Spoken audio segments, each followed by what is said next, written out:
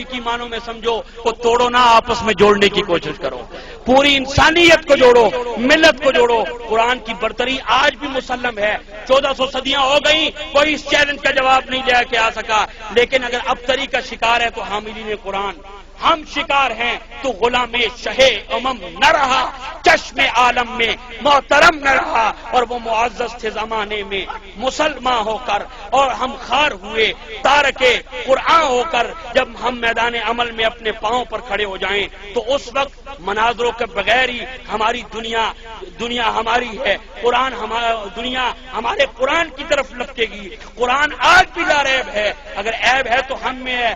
آؤ وعدہ کرتے ہیں مولا قرآن کو پڑھیں گے سمجھنے کے لیے، تدبر کے لیے، تفکر کے لیے، تاکہ مذہبی بیروپیوں سے جان چھڑا سکے، تاکہ سیاسی بیروپیوں سے جان چھڑا سکے، اور جو سچے لوگ ہیں ان کو پہچاننے کی کوشش کریں۔ یہ قرآن ایک آئینہ ہے، اگر ہم قرآن پڑھیں تو ہمیں انسانیت کا مزاج سمجھنے میں آسانی پیدا ہو۔ قرآن کتاب انقلاب ہے، آؤ اس قرآن کو سینے سے لگاؤ۔ تراویح میں جو پڑھا گیا اللہ اس کو قبول فرمائے، جو سنا وہ قبول فرمائے، ختم میں پڑھتے ہو وہ قبول فرمائے، لیکن اپنی زندگیوں میں عملی نفاذ قرآن کا کرو۔ یہی وقت کا تقاضا ہے، حالات کی ضرورت ہے۔ ایمان والو آج بھی اس قرآن کو اپنے سینے سے لگا لو۔ کہاں گئے وہ لوگ؟ پیر جماعت علی شاہ صاحب رحمت اللہ تعالی علیہ کا ایک جملہ مجھے یاد آ گیا۔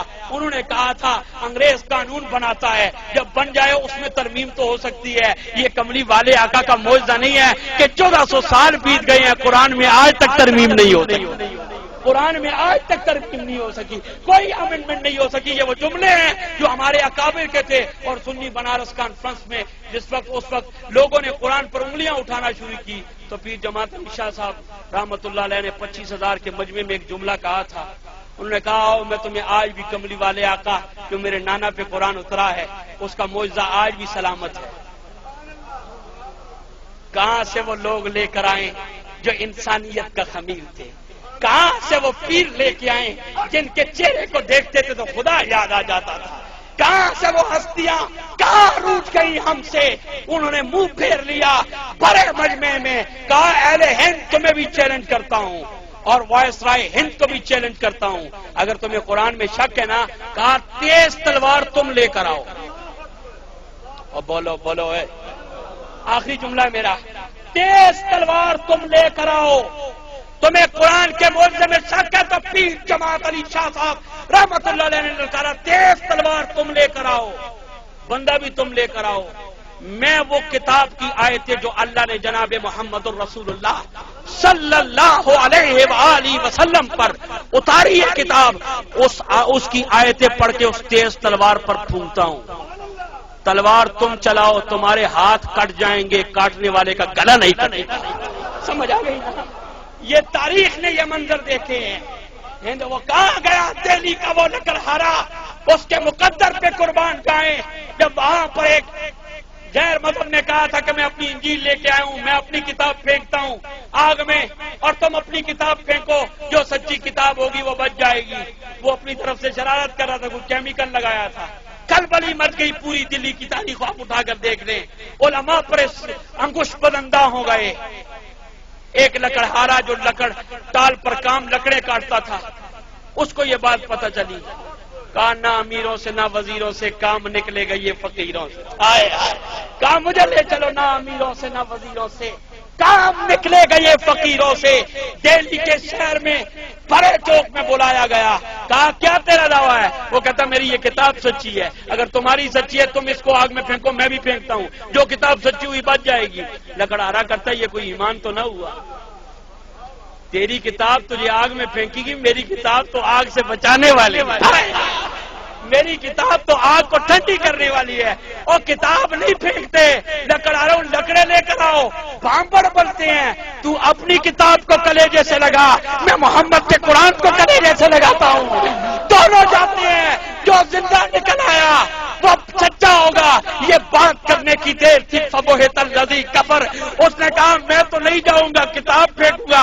اس نے کہا میں بھی جاؤں گا، قرآن بھی جائے گا۔ گا تاکہ تمہیں پتہ لگ جائے اے ایمان والو، یہ وہ لکڑہارے کا ایمان کہاں سے لے کر آؤں، کہاں دنیا سے ادھر آ ستمگر، ہنر آزمائیں تو تیر آزما، ہم جگر آزمائیں۔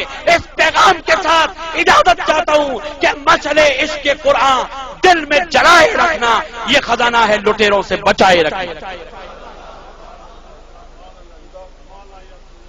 خلیل صاحب تشریف لے آئیں، چند لمحے ذکر ہوتا ہے، اس کے بعد اجتماعی دعا ہوتی ہے۔ جزاک اللہ۔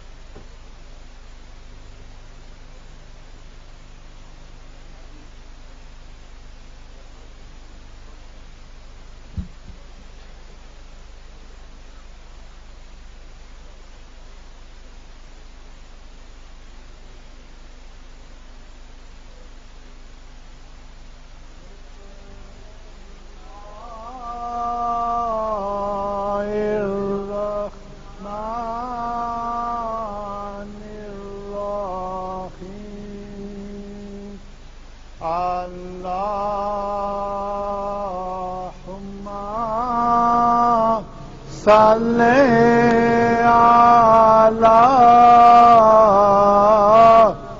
سیدنا